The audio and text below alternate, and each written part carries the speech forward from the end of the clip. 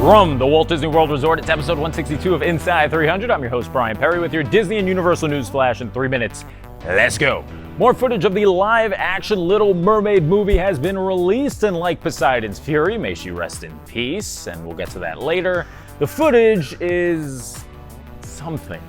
Daveed Diggs of Hamilton fame brings Sebastian to life in the new clip that includes the famous Jamaican crab singing Under the Sea. Take a look.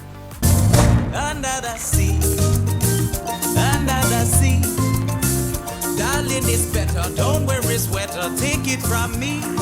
Now, here's my problem with these live-action movies that star Disney animals. Who in their right mind is saying, you know what, let's make this movie, but let's make the animals look as realistic as possible? I had the same problem with the Lion King remake a few years back.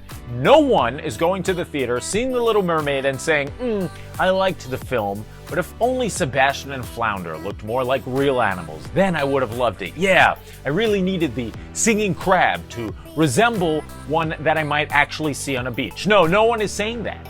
Back when the Lion King remake came out, I was optimistic, but I remember realizing halfway through the movie, no, it was actually the first scene of the movie, oh, that's right, it's hard for a realistic lion face to look normal, laughing, talking, and singing. Luckily, artist LJ Art on Instagram came out with these awesome concepts a few years ago on what the animals could have looked like in the remake. Look how much better these are. People are going to see these remakes for nostalgia reasons, not to see the gills on Flounder or the feathers on Scuttle. Give me 4K renderings with big cartoon eyes and faces that, actually show emotion. This makes no sense. I hate it. Maybe I'm in the minority. I don't know. Let me know if you agree or disagree in the comments below. On to Poseidon's Fury now. Theme park historians and fans everywhere are mourning the loss of an opening day Islands of Adventure attraction as the walkthrough experience has closed for good. One of the last remaining staples of the Lost Continent area of the park closed for good today after entertaining guests since the park opened in 1999. For those unfamiliar with what the attraction was, it wasn't a ride, nor was it a simple show.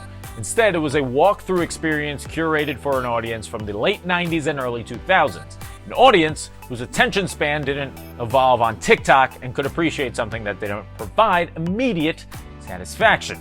After over 2 decades of operation, the experience remained largely unchanged since 2001, with graphics and storytelling that many first-time visitors would now deem outdated.